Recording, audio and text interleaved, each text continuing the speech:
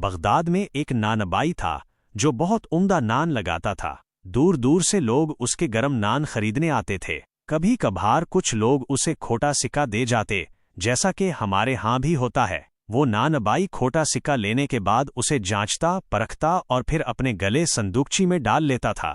وہ کبھی واپس نہیں کرتا تھا اور نہ ہی کسی کو آواز دے کر کہتا تھا کہ تم نے مجھے کھوٹا سکہ دیا ہے، یا بے ایمانی کا طعنہ دیتا تھا، بلکہ محبت سے وہ سکہ بھی رکھ لیتا تھا۔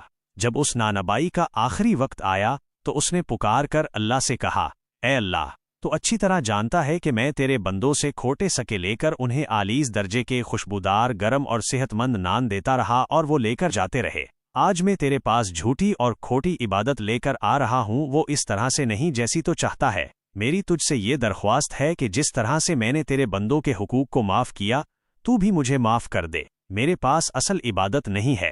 بزرگ بیان کرتے ہیں کہ کسی نے اس کو خواب میں دیکھا تو وہ اونچے مقام پر فائز تھا، اور اللہ نے اس کے ساتھ وہ سلوک کیا جس کا وہ متمنی تھا۔